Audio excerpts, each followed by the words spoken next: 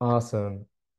We are officially kicking it off. I'm super, super excited to have this time with you all. My name is Gashard Reven, and this session is all about centering wellness for DEI and ERG leaders.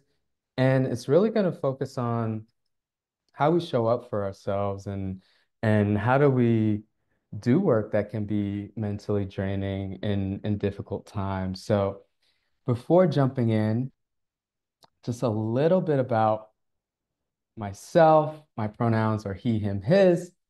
I have 10 years of experience in HR and DEI combined. I went to NYU for my bachelor's in psychology. I then continued my education there, got my human resource management master's with a focus on organizational effectiveness. I joke often and say, for some reason, I just love student loans. That's probably why I went back twice. But really excited to be able to have those in my wheelhouse because organizational effectiveness is super important when we think about the space of DEI.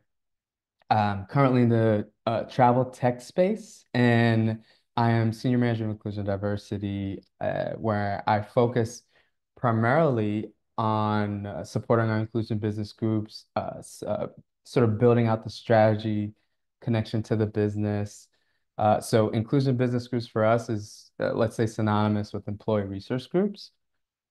I've led sessions, not limited to, but including sessions on unconscious bias, inclusive leadership. I've held safe spaces.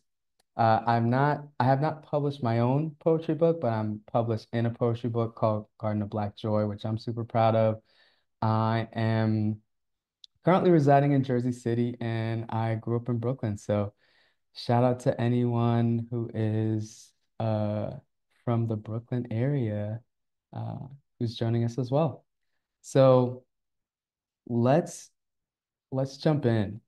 I think what's important for me when I think about this topic is also considering the fact that wellness looks different for a lot of people. I only really started thinking about wellness when I had an experience that sort of caused me to pause earlier in the year.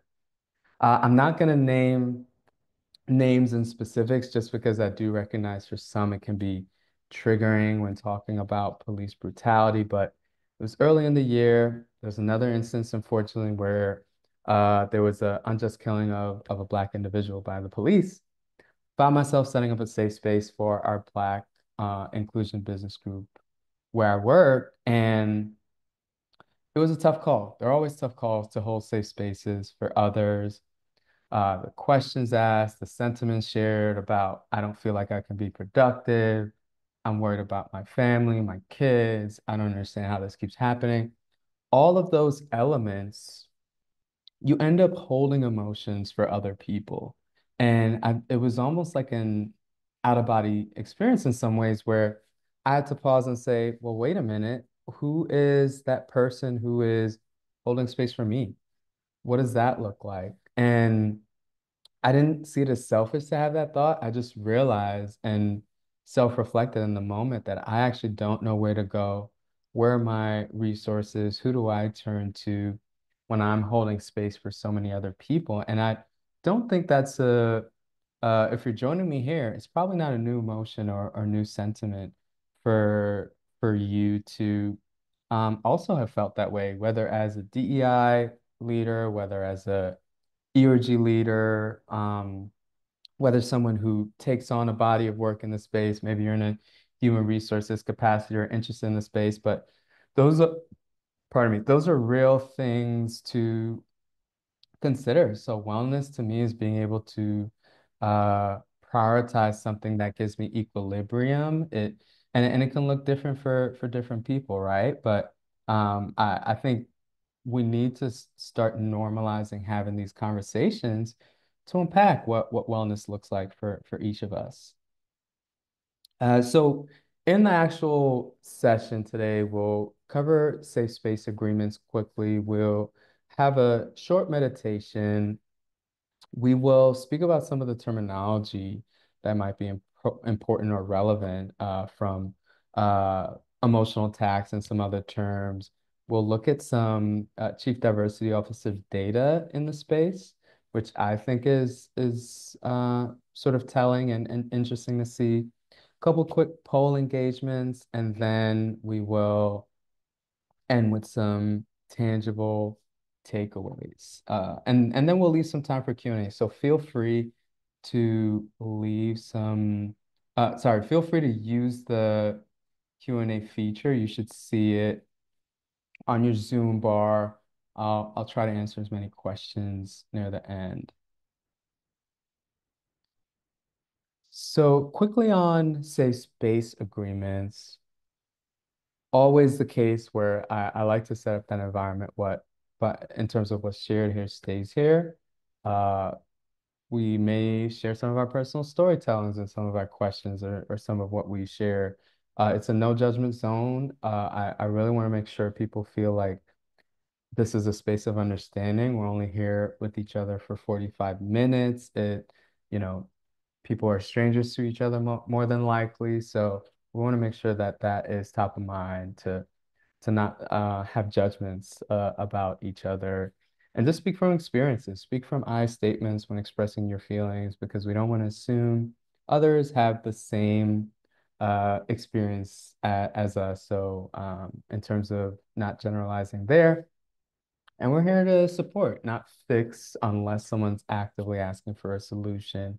So it's just a way to offer support and empathy for each other. So just want to make sure we're grounded in those beliefs. So this is a chance just for this one isn't a poll, this one's Zoom chat, more so to also I want to make sure I can see some things in the Zoom chat, make sure it's working as well. But this is just a check-in. If you don't mind answering the prompt here, which says, how often do you feel overwhelmed by the emotional toll of DEI or ERG work? You can think about it as 2024 all up and give yourself an average with 0 being never, 10 being very frequently. So I just want to get a pulse check from people. I see I see a 6 from JB Lewis, some 3s coming in, 2s. I see an 8, 6. Okay.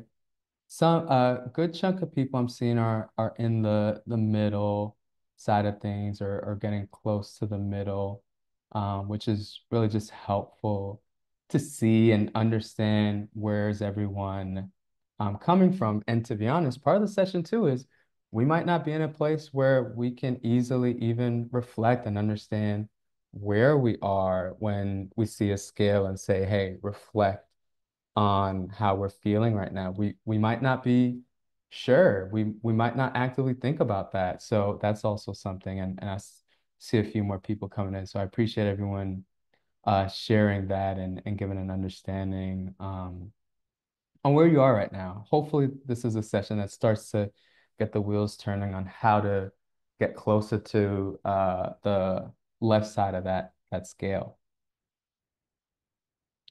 So for me, I think meditation is a helpful outlet.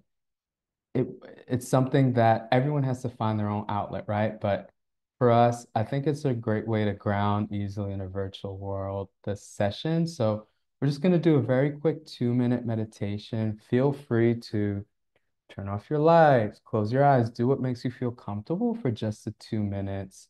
I'll even turn off my video chat just so I'm not a distracting face or anything while we go through this. And then we'll be back after the quick 2-minute meditation.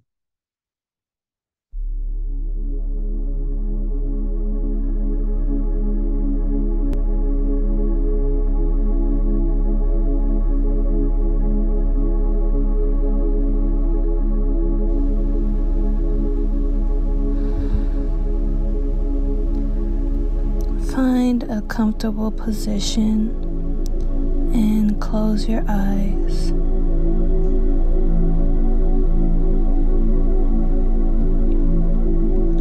Take an inhale through your nose to a count of 4.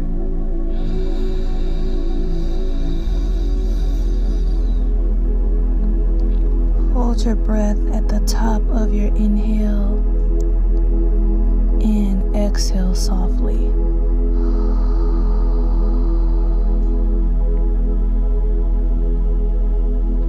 Repeat this 2 more times.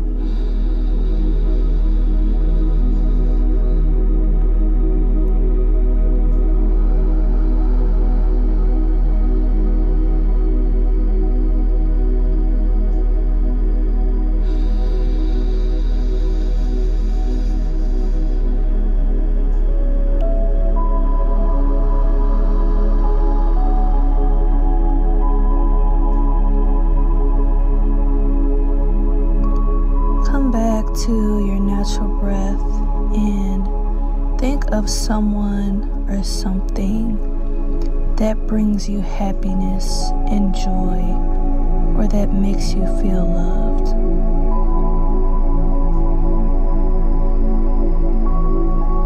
Take one more deep breath, inhaling those loving and warm feelings.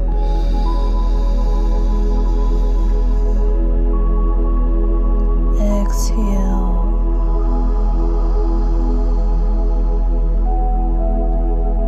And when you're ready, slowly blink open your eyes.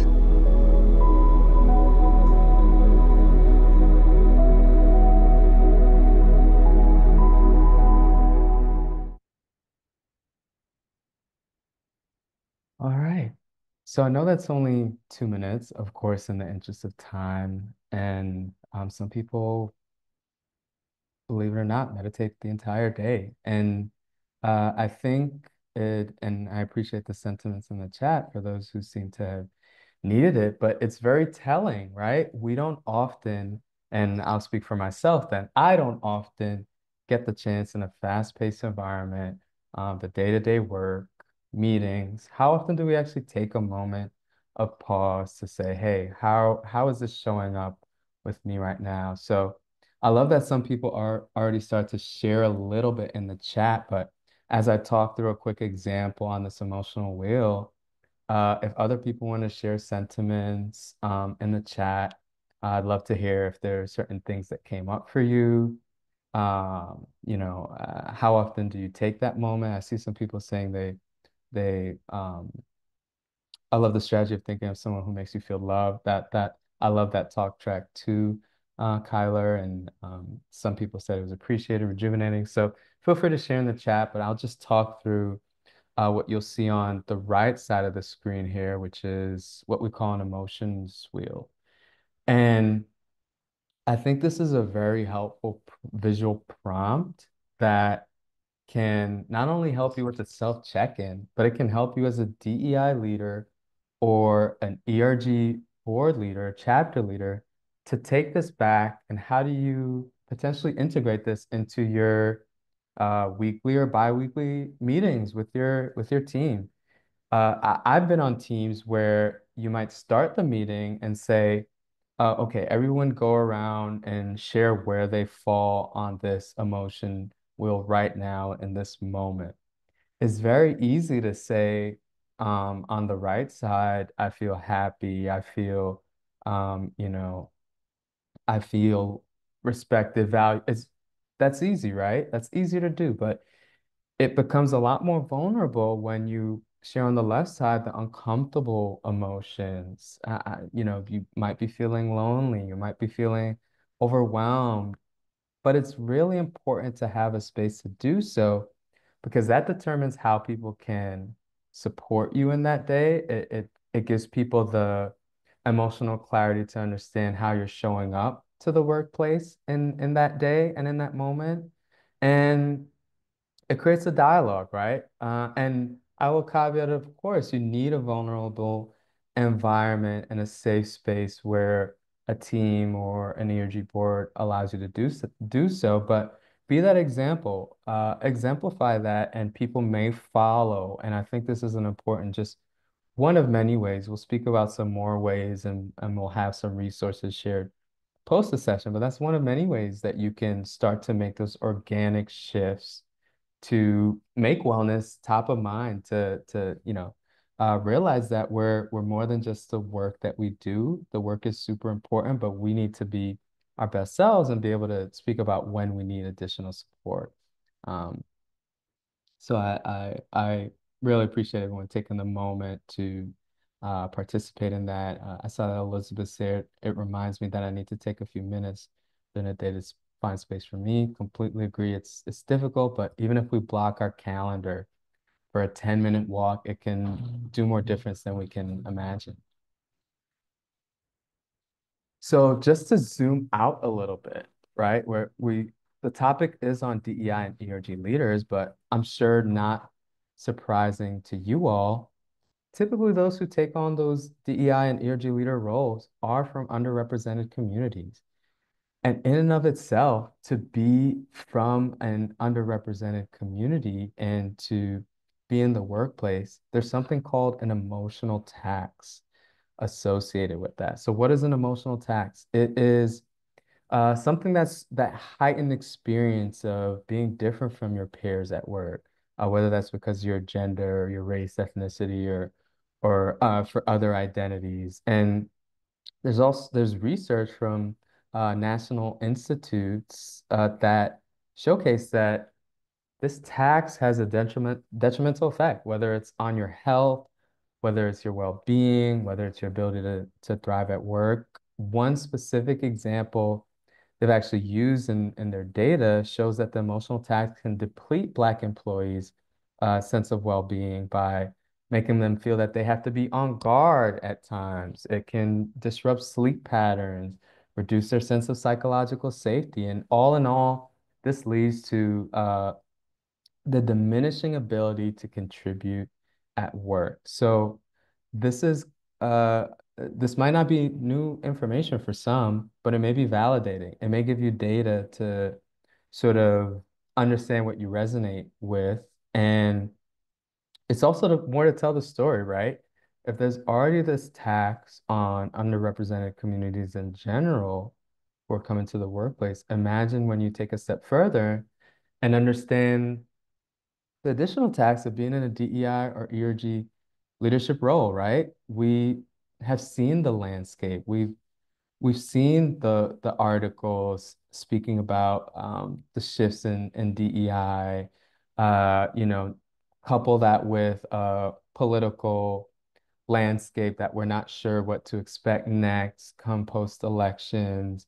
There's a lot that one holds when you're in these roles. So I think it's important not to downplay that in terms of how you consider all of this in the context of showing up for others. So I just wanted to be able to call that out to make sure this is something that helps contextualize the importance of this topic with underrepresented communities, shifting to doubling down and taking a granular look at those who are ERG leaders and DEI leaders.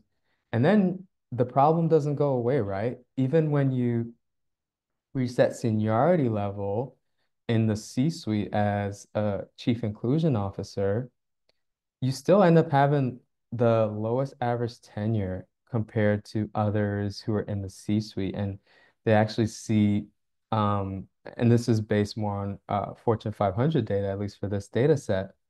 Uh, the tenure average for chief inclusion diversity officers is 2.9 when the average is 4.6. It goes all the way to 7 years tenure when you're looking at CEOs. And the data still holds true that if you look on the right side of that table, 44% of chief inclusion officers are from historically underrepresented groups as well. So there's a lot of factors at play here that we have to make sure that we're considering. And there's been studies that have worked to look into this a little bit deeper to understand what might be some of the potential, impacts and outcomes of this emotional tax, right, on I&D leaders. So sort of putting those two statements together that I shared, what is the outcome specific to those who are ERG leaders and IND leaders who are already experiencing this emotional tax? There are some studies on this as well. So one that comes to mind for me is Harvard Business Review, where they look more into this. This was earlier this year, and they unpack some of those elements that are top of mind, not just emotional labor, which we spoke a little bit about, but there's also emotional regulation at play where there's that stress and frustration from apathy or negativity towards the role, the space, or the work being done, or there's surface acting. So I think of when I think of surface acting, I think of you don't maybe, for example, you don't want to be labeled the angry black so and so. So you end up having to fabricate positive emotions or suppress negative ones because someone might stereotype you in the end if you're trying to push a certain strategy in the space or initiative in DEI and it's met with sort of um, uh, you know, negativity or when you get passionate, it's sort of something where you realize, okay, now I have to suppress it. But those emotions you're suppressing end up still being held on to. So it goes back to the wellness piece once again. Like, what do you do with those held on to emotions? And another one is display rules. So whether it's implicit or explicit, there are these rules of emotional response in the workplace that sort of dictate how one can show up, how are they supposed to operate or navigate the space, and that also can be limiting, lead to burnout, and be a burden to have to grapple with. So what I found most interesting, and I do feel the recommendations of what some of the steps were for solves were good ones, but at the same time, I feel like I saw some things and I said, I wonder what's missing. So some of the steps were conducting regular DEI climate assessments, integrating DEI programs and policies throughout the org. You can assess and improve HR policies to ensure equity. Make sure your top management is empowered to exemplify DEI support.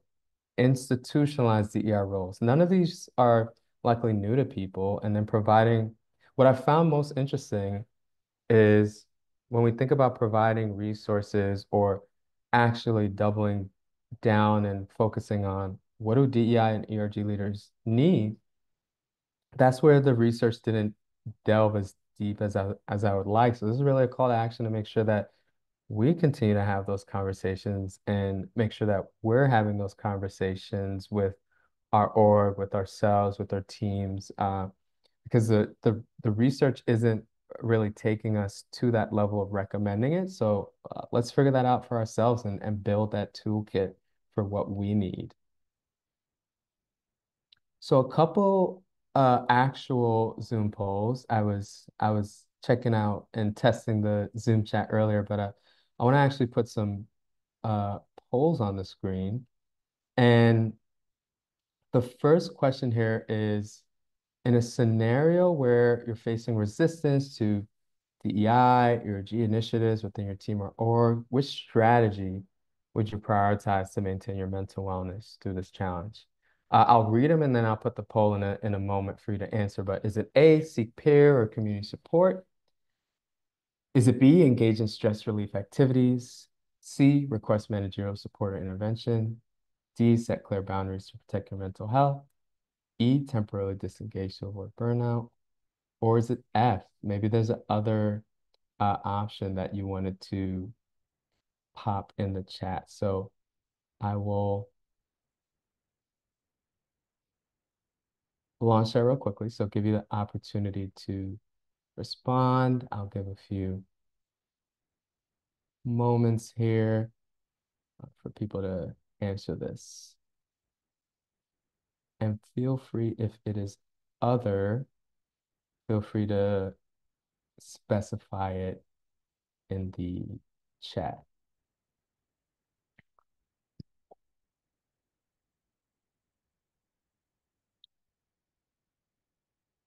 All right.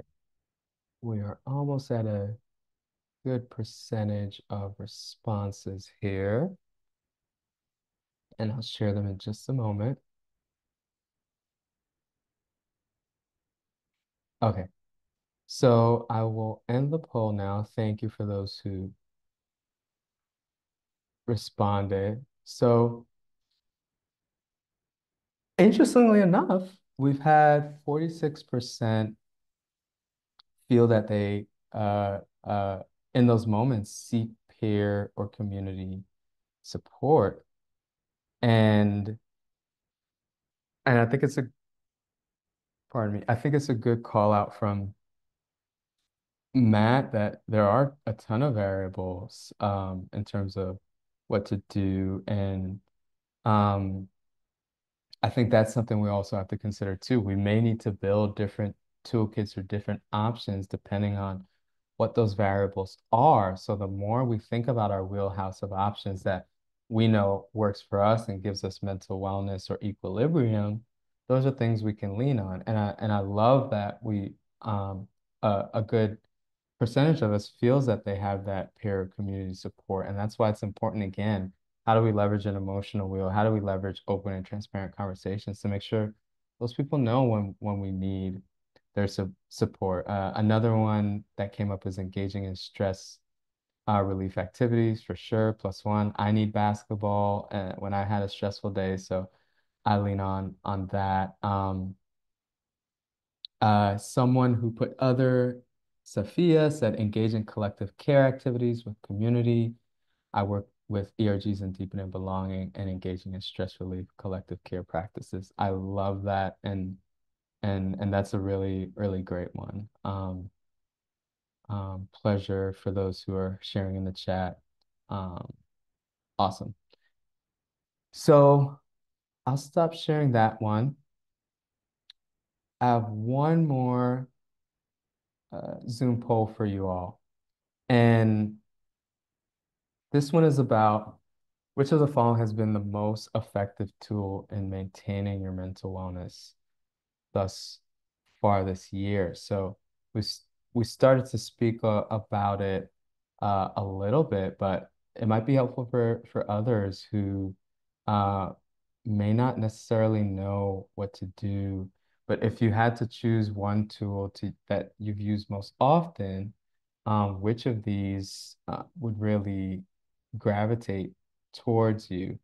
And I'm always curious to see, if it connects to the last question for you. Like what do people end up leaning on? So I'll just pop that one up real quick. I'll give you all the chance to read them yourselves.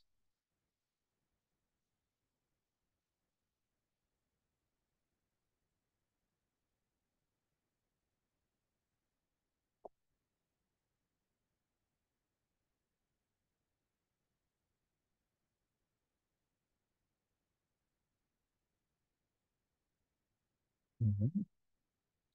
Give another 20 seconds or so as people continue to respond.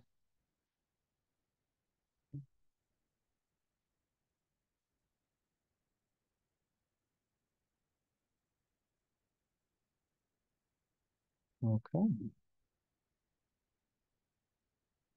So let me share the results. It's pretty clear that setting work-life boundaries is an important one. And that's the one that bubbled to the highest answer. And close second and third tied is connecting with the support network, which we saw in the previous answer and engaging in physical activity. But it's interesting how work-life boundaries comes to the top because that's one that many struggle with the most. How do we set that precedent? How do we make sure that teams know, hey, my goal is to log off at this time at the end of the day.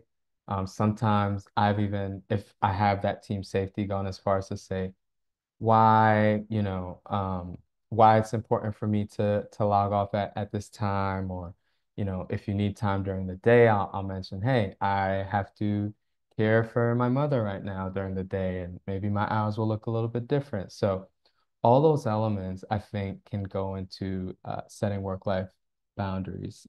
And I see some people who also rely on faith, which is another one they noted as being instrumental. Thank you, Sonia. Therapy is helpful to recognize I need to set clear work-life boundaries. So that's actually interesting because you can actually combine certain tools and they can lead you to a realization. So you can combine, okay, I'm gonna do a therapy journey and start that journey. But through therapy, okay, maybe I'm 3 months in and I realize, wow, through what we've unpacked in therapy, I actually realized one of my call to actions is to set more clear boundaries at work. So I love that. It's super hard to set. I agree, and sometimes it may even be helpful to lean on a support network to say, hey, have you had a time where you set boundaries at work and you were effective in that? Tell me how you went about that. So that's another way that network can come in handy once more.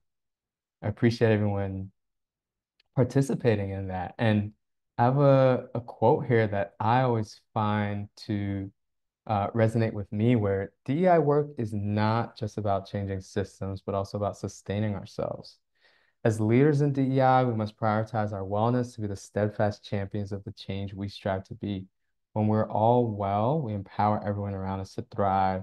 From Rosalind at Walgreens. And the sustaining ourselves is one that really hits home for me because DEI work can be very difficult. It's a long, small steps take a lot of work, a lot of change, and a lot of different stakeholder conversations. So in that work, we need to make sure that we're taking these tools we just talked about and organically making them a practice.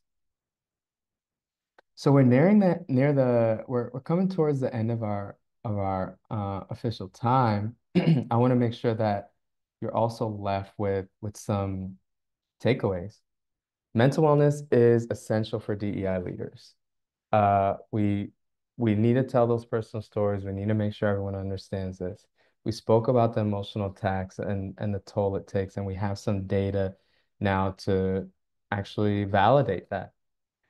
We need to have wellness strategies, right? We spoke about check-ins as one element or one option. We did a little bit of a quick meditation as one of many options.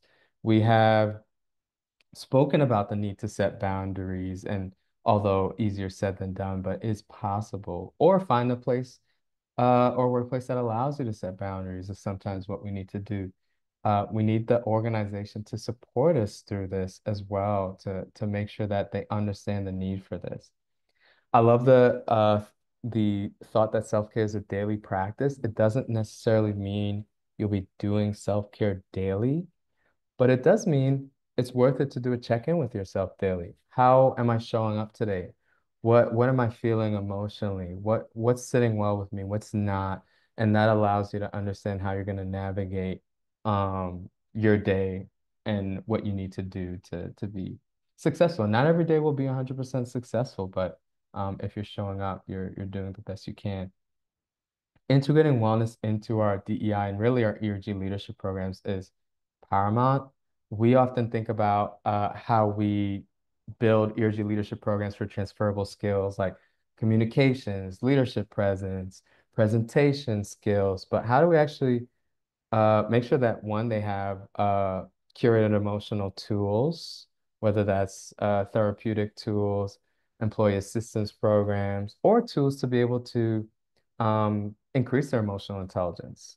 And all of that really helps normalize conversations around mental health if we give people the tools to actually have those conversations and give them the language to have them. Last but not least is also tailoring mental health resources to diverse needs as well. Not everyone from every community is going to need the same mental health options or necessities, or one may want to see a person of color as a therapist to have a safe space. So these are some of the things And again, we'll have some follow-up resources as well. And wellness is not going to happen by accident. It's a daily practice, as we just went over, and especially for those of us who are susceptible to the oppressiveness of the world. So I appreciate you all spending this time with me. Thank you. I mentioned we'd have a few moments for questions. Happy to answer anyone. Please feel free as well to follow me on LinkedIn if you'd like to connect and speak further. Always love. Of course, you can't cover everything about wellness in 45 minutes, but I feel like we've had a few good discussions. I love the chat engagement, but giving people a couple moments if they had any questions, I'll keep an eye on the Q&A section.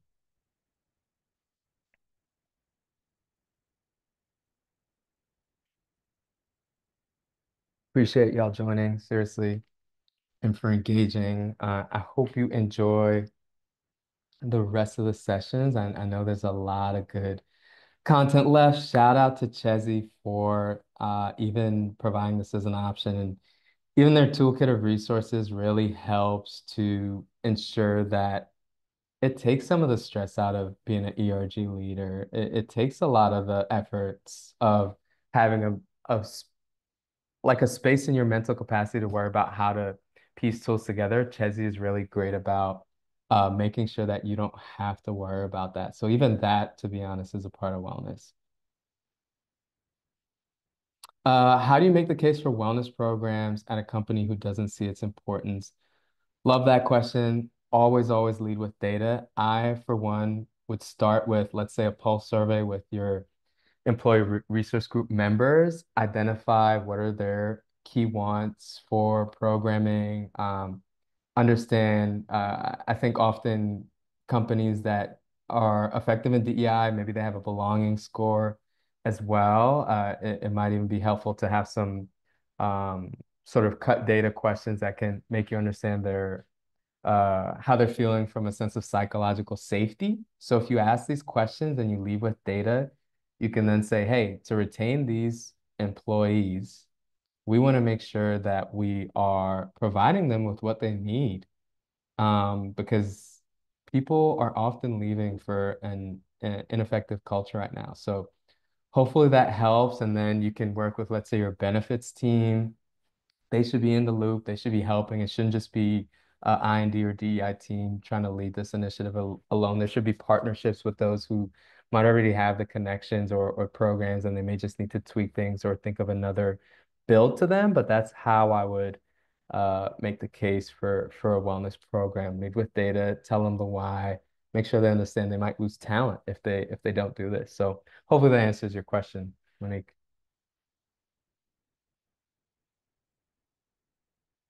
Uh, I can take and one quick one left before things officially end, but I don't see any others popping up at the moment. So just another thank you to everyone. Again, looking forward to hearing from anyone who reaches out on LinkedIn. And yeah, just enjoy the rest of the sessions and take care. Have a great day.